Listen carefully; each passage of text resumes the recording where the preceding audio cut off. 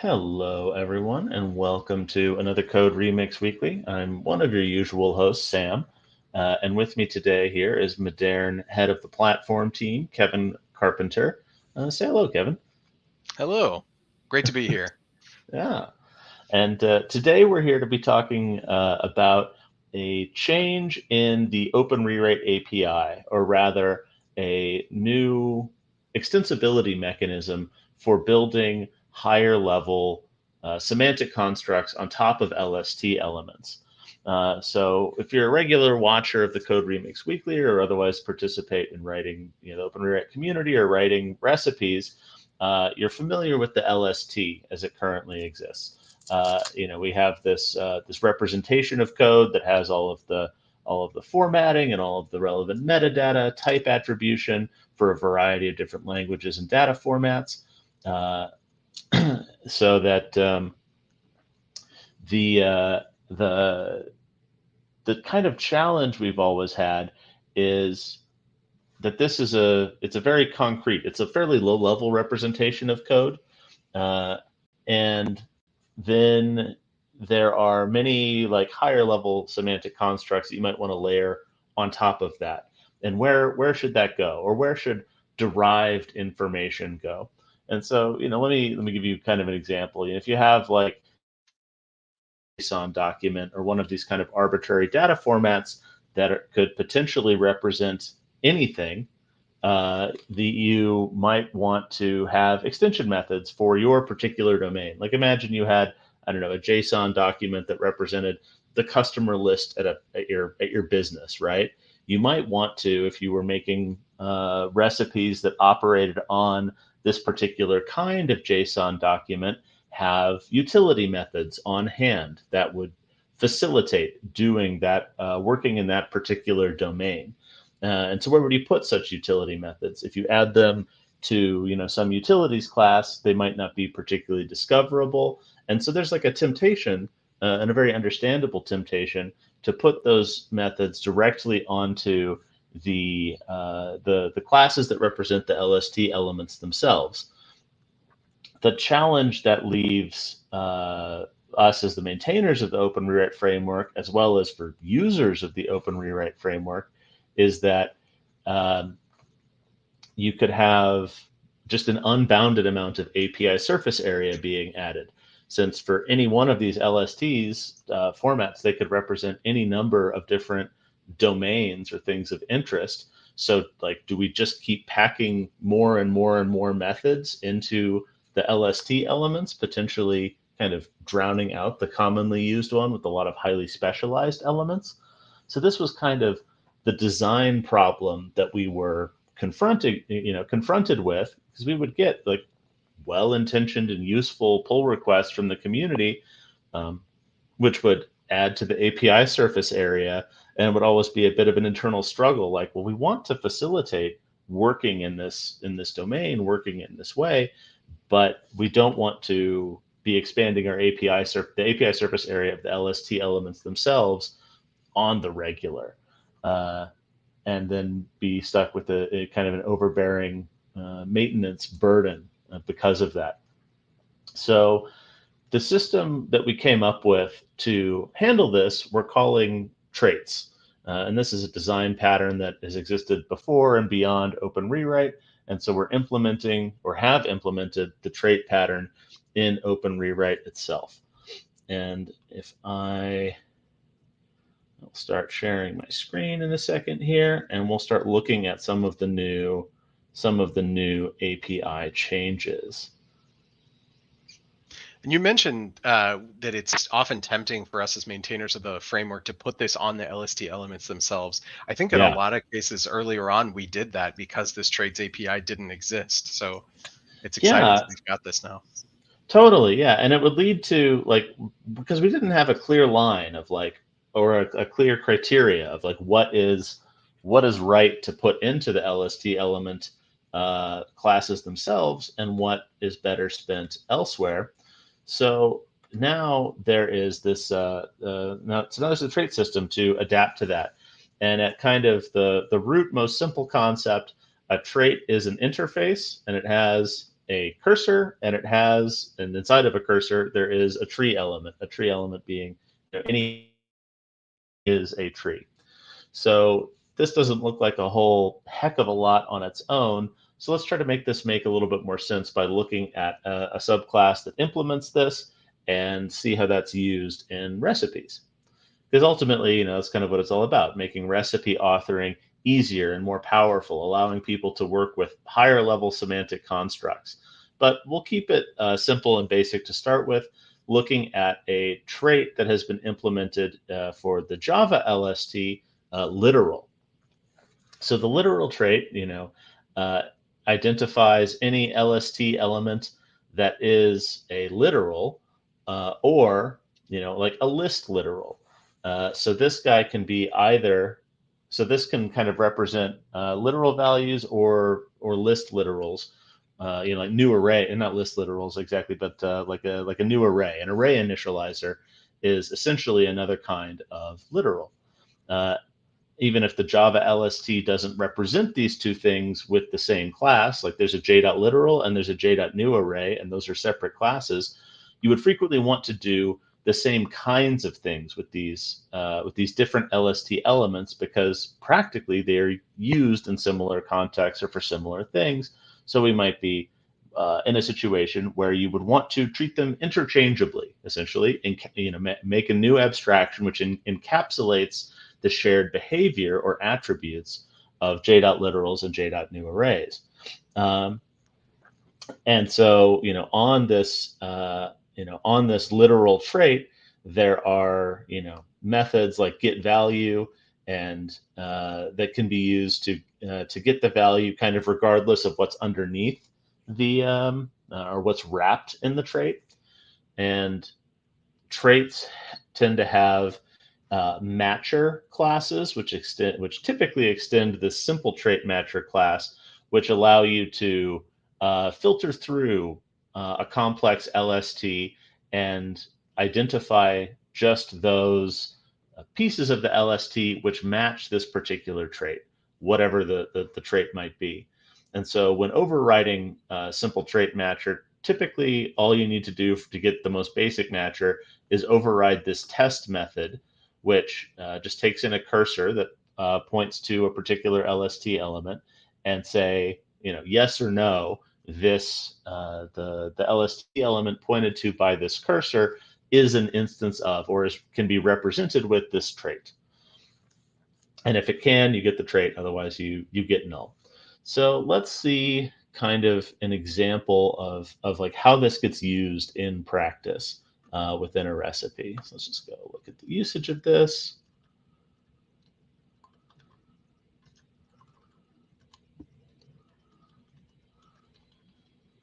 And correct me if I'm wrong here, Sam, but I believe literal is one of these examples where we did have or do have LST elements for it that we would have, if we're doing this now, they would be traits, just traits instead, right?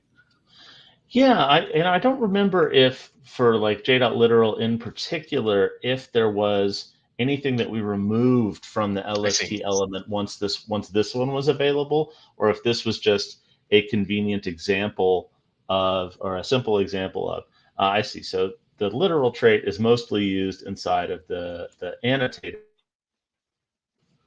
which similar, is a trait that wraps annotations and provides additional functionality, things that you might want to do with an annotation. In an annotation in Java,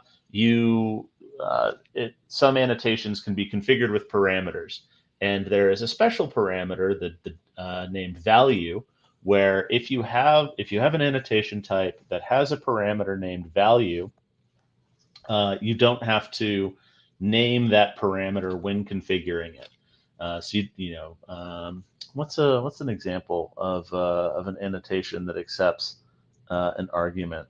I don't have one off the top of my head, but they're pretty common. And so there's multiple. Well, I could just make a scratch file to Spring say, request mapping, maybe. yeah, like Spring request mapping. Yeah, so is a good example. Uh, Java. So you might be in a situation where you had interface and annotation, and you could have a string value, and so you could be in a situation where you have like an annotation where there could be multiple different syntactic representations that have the same semantic, have the same meaning. So like an annotation with just the string literal hello inside of it means exactly the same thing as an annotation with value equals hello inside of it. And so as a recipe author working with annotations, you have to be conscientious about that difference. You have to be aware of that, or you might easily write a recipe that manipulates annotations that handles one of these conditions but not the other. And in the sheer variety of code that exists in the world, your recipe will definitely end up running against both forms. And so these syntactic differences that do not have actual semantic differences can be wrapped and encapsulated inside of a trait like j.annotation without us having to put a bunch of methods or that can be wrapped in the annotated trait without us having to put a bunch of methods on j.annotation to facilitate this scenario. And so you see exactly that in like this get default attribute method, which handles it kind of regardless of whether or not the default argument to an annotation is declared with value in practice or is not. And so this is an extensibility mechanism for the API. Yeah, and so let's see if we can find an example in code of how this might be used. We have like annotated test. Yeah. And so one interesting thing is that when you create a matcher for one of these, one of the methods on trait matcher is as visitor, where you can convert an annotation into a visitor, which you could then easily convert into a recipe. And so if we look at this like annotated test, for example, it creates this annotation matcher that matches on that has a search parameter. So in this case, this annotated matcher will only match the example interface, and then it converts that matcher into a visitor. The argument passed into this lambda isn't the LST element that it matches, but the annotated trait. But of course, on the annotated trait, as we saw on the trait interface, you can always call get tree to get the underlying LST element and then interact with it in all of the ways you regularly can any given LST element. So you have the access to both whatever like higher level semantic API or information might be built into the trait, as well as all of you haven't lost anything in the underlying API. Like you still have the LST, like the raw LST element there for you to interact with as you see fit. And you have the cursor, since the cursor, which places you within an LST, allows you to access surrounding context, which can be highly relevant to some traits, which are not constrained to one LST element, or might need to consider multiple in order to represent the semantic information that they are that they provided an interface for. And part of the motivation here, although I don't have, well, I guess I do have some examples, is to make it easier to write certain kinds of visitors. So let's take a look at the namespace trait. I got some PRs from some very helpful members of the Open React community who wanted to add recipes around the concept of namespacing to the XML visitor support. And the XML, in the XML LST itself, namespaces aren't any different from any other attribute. They're just attributes. But in some domains, the namespace of an XML document matters. And so they wanted to add more support for working with and manipulating namespaces to the XML LST itself. And as this has happening around the same time we were coming out with this trait concept, it was one of the first things that I thought of to convert to use traits when I heard about it. So let's take a look at a couple of the recipes that use this namespaced annotation. So let's see. So there's like this has namespace URI recipe. And like all recipes, we can go kind of understand what this guy does from its test. Not namespace test, but has namespace URI test. There we go. It's finally able to type correctly. So this guy is a search recipe that helps you to find, XML tags that have a particular namespace, right? So, according to the XML LST, this attribute has no special meaning, but once you're in a domain where namespaces are important, it may be really relevant which tags are in which namespaces. So this search recipe goes and finds matching namespaces.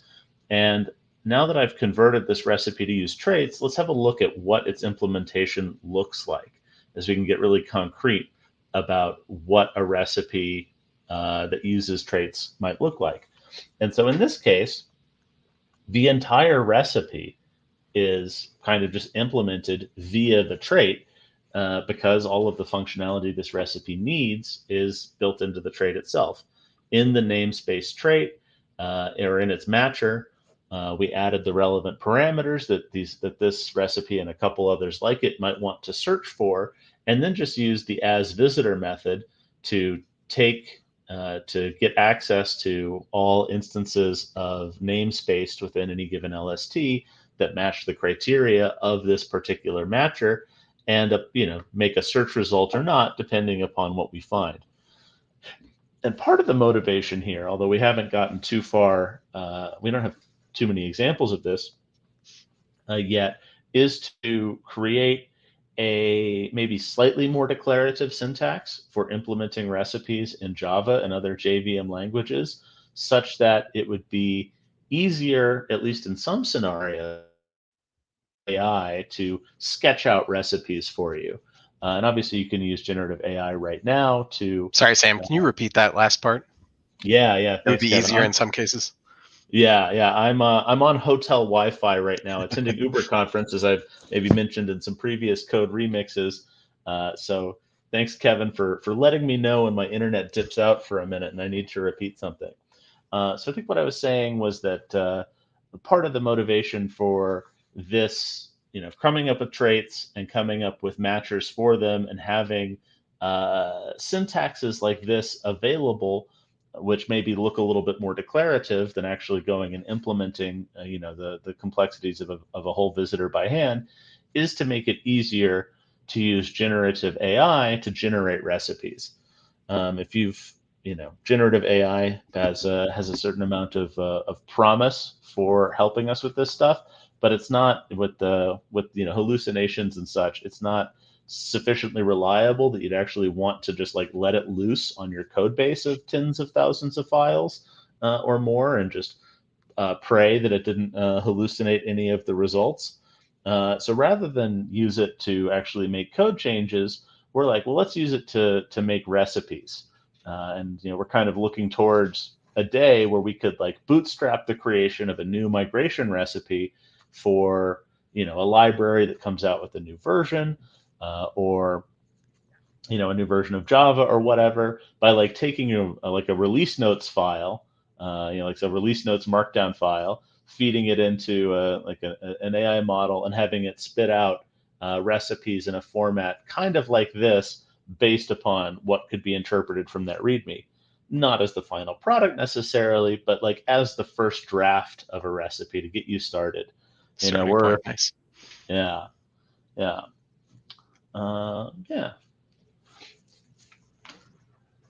So look forward to that. We're probably gonna, that's something we're investigating right now. We don't have anything concrete about about that. But that's kind of one of the directions we're going in with this, with encapsulating this behavior and making things easier to generate with AI models. And I'm not saying we're going to replace the YAML format with this, but there are a couple disadvantages to the YAML format that can be solved in code quite easily. One really common mistake I see people making with the YAML format is referencing some recipe and then they take their YAML file and they stick it into a recipe module, and they load up the recipe module and they try to run the YAML recipe that they've just defined, and it doesn't behave the way they expect it to, and it's purely because they reference some recipe that comes from an external recipe module. You reference a recipe from Rewrite Spring or Rewrite Migrate Java or whatever in your YAML, and it might work when you run it on like the modern SaaS application, but it doesn't work when you're running it out of a recipe module, because in your recipe dependencies on the recipe modules, which provide the recipes that your YAML is referencing. Did I just cut out for a minute, Kevin? There, or you did, but I think we caught what you were saying. Okay, cool. So yeah, it's a common mistake, is you like if you go to like the recipe builder in the modern SaaS and just add a bunch of YAML recipes there, and you run it and you get the results you like. You're like, great, this YAML's done. I'm going to go stick it into my recipe module, distribute it throughout my organization, and then you go and try to run the YAML recipe out of that recipe module, and it doesn't work. Or it doesn't work like it did on the SaaS. And it's because you forgot to add the relevant dependencies to the recipe module, so that when the recipe was loaded, the recipe modules providing the recipes it references were not loaded with it. And so you get an incomplete recipe, essentially. And if those same recipes, and that's because it's a YAML file in the resources folder, like the Java compiler isn't going to check that the fully qualified names that you've mentioned there are provided anywhere. And hypothetically, we could create like a build plugins for Maven and Gradle that would help do that validation, but maybe we should, but so far we haven't.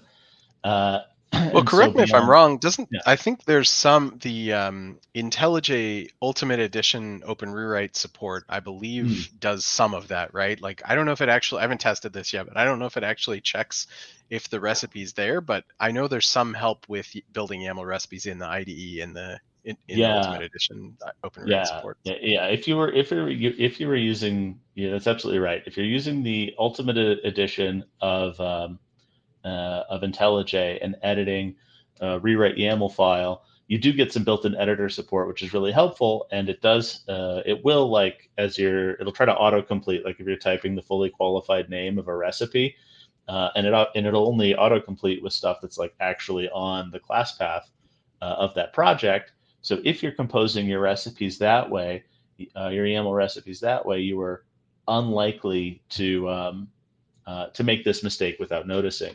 But if you were copying the full YAML from some other source, like from a web browser window, I don't think, I'd have to check what IntelliJ does. If it actually, it doesn't throw up an error, it doesn't stop you, but you might get, like a warning squiggle under there of I can't find this.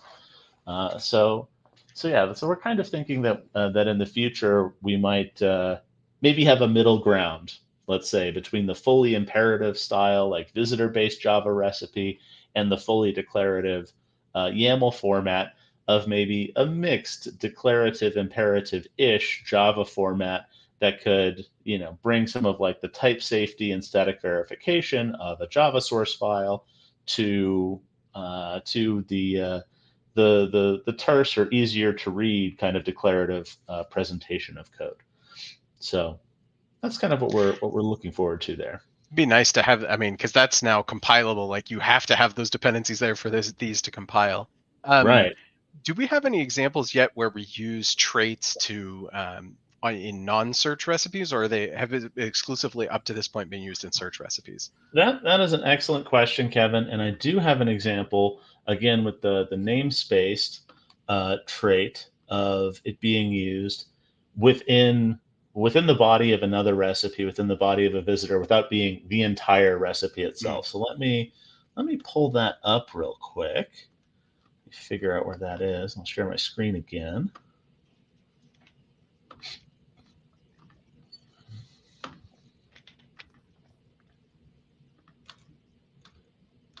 Cool. So I got that open. All right. So let's see. So there was. Yeah, here we go. So there's this change namespaced value recipe. And this change namespace value is a recipe that makes various manipulations to namespace. Like if you have, if you need to like, you have some namespaced XML stuff, and the namespaces have changed, and you want to programmatically update them. Great problem for a recipe to help solve. So we could take a look at some of the tests to kind of get a sense of what this does. And so, like in this case, this recipe is going to, add this java.sun.com XMLNS J2EE namespace, replacing this old one here. So, like, it'll go swap this out with this new updated URL as appropriate. So this is an XML refactoring recipe, and inside of change namespace value, you get a more perhaps traditional looking imperative XML ISO visitor, but internally it wants to work with these higher level constructs. Places you can just new up the namespace trait directly by providing a cursor pointing to the element you're interested in to get access to its API, or you can use a matcher. So in the previous example I showed you in a search recipe, it was kind of like trait for, like, you use the trait to produce a visitor, but you could also be in a visitor and get an instance of the trait if you want to use those higher level semantics or capabilities within that context. So the trait system is not prescriptive. It does not demand to replace your traditional imperative visitor with something else. So it's quite flexible in that way. So yeah, I would encourage you to check out change namespace value. Although it's a bit on the complex side for a recipe, but it's a good example of a refactoring recipe that uses traits. Yeah, so I'll check that out. Yeah, so I would kind of encourage you to think about what semantics you might want to layer on top of one of the existing LSTs. One thing I could consider for Java is like nullability. There's the Java nullable annotations, but you could easily you could like write a recipe that does, or write a trait for nullability that tries to determine whether or not something is nullable based upon how it is used. You could, and then either like add nullability annotations, or remove redundant ones, or do things like that. In other domains, like with there's a couple traits right now in Rewrite Spring for like identifying Spring beans or REST endpoints. Spring has all of its own concepts built on top of Java. And so for all of like those concepts, well, you wouldn't want to put like Spring specific concepts into the Java LST itself, but it'd be no problem at all to put them into traits in the Rewrite Spring module. And then any recipes, using those semantics would have access to these kind of higher level pieces of information built on top of the or derived from the LST. Yeah. So let's see. I don't know, Kevin, anything else you think I should say on this subject? I think the one that was really interesting to me was the SpringBean trait, which shows how you can use LSTs that are completely disparate to represent the same thing. So Yeah. if you want to show, I don't know if you have that up, but if you want to show the SpringBean trait from Rewrite Spring. Yeah, let me pull that up. Give me just a second, because yeah, that's an excellent example of a trait that crosses boundaries between two entirely different LSTs. In Spring, you can represent a bean class either as an XML document or as a Java class, and many of the things you might want to, like the questions you might want to ask or the changes you might want to make, it doesn't matter to that question or to that change, whether the bean is XML or whether it is Java, either the XML LST or the Java LST could be said to have the, and so that provides. So that lets you do impact analysis that has nothing to do with how the LST is formatted. I mean, we talk a lot about, I think Correct. last week we presented impact analysis and how to do it at We scale did. within the Modern platform. And this is just another way to get that data across disparate LST elements that on the surface don't have anything to do with each other. Yeah. Yeah, I didn't have Rewrite Spring loaded up in my IDE recently, so IntelliJ is still indexing it. But I will show you. I'll show you what we're talking about.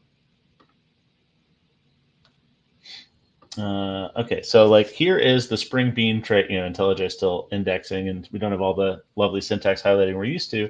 But here's the SpringBean trait as it currently exists inside of Rewrite Spring, and you see that it checks whether the tree element it's pointing at is an XML tag or is a Java class with an annotation, and then either of these have a name, and that name means the same thing regardless of the underlying data structure. So it has two different paths for getting the name out. And similarly for like getting the bean method, well, I mean, this one might only make sense on method declarations. So you get an empty optional if it's in the XML format. So you can in the API of a trait, where the abstraction breaks down or maybe is a little bit leaky, can choose to provide methods that are only applicable to one of the underlying things. Mhm. But yeah, it's an excellent point that you can make traits that cross LST types. Like if you were just going to like add extension methods to the Java LST and the XML LST, like get SpringBean name, you would have two different methods on two different classes, and you would still not have like this one unified place. You would have just like two totally different implementations and two different projects that maybe just incidentally shared the same name or maybe implemented a common interface. So yeah, excellent point about Spring Beans, Kevin. And I don't Yeah, think we do use it this way right now, but you could absolutely use this to have a recipe that converted from XML to Java Bean or to the Java Spring potentially, annotated beans and vice versa. potentially, yeah, If that was interesting to you as a user of Open Rewrite or recipe author. yeah, yeah. And I know that some people are interested in that migration. I don't know if we already have a recipe for converting XML beans into Java beans, but I know it's been talked about in the past. It Hmm. might already be there. It might not. I'm sure. But yeah. So yeah, And then the other traits. thing I think is really cool about traits. Sorry to the No, go other for it. thing I think is really cool about traits is, I mean, you referenced getting the tree, but we actually have the whole cursor there so that you don't have to know the element itself that is enclosed. You have you have full access to the entire cursor that expands the entire compilation unit, right? The entire source file. So you can Right. get if it even if the actual information about whether it is the element that needs to be for that trait is within enclosed in that LST element or not, you still have enough information to figure it out and rewrite potentially different parts of the file if necessary. Hmm. Hmm. Yeah, that's an excellent point.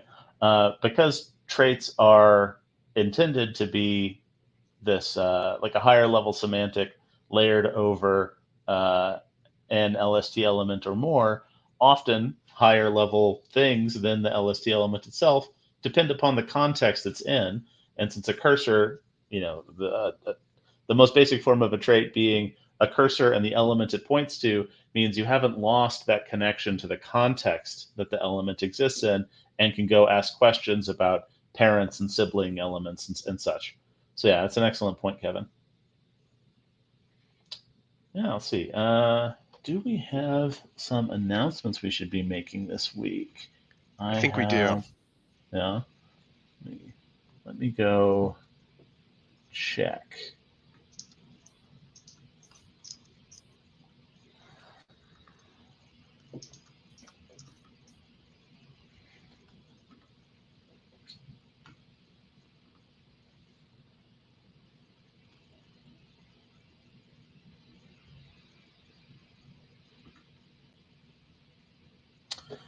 All right. So yeah, we do have some new things. We have rebranded the main Modern website from modern.io to modern.ai.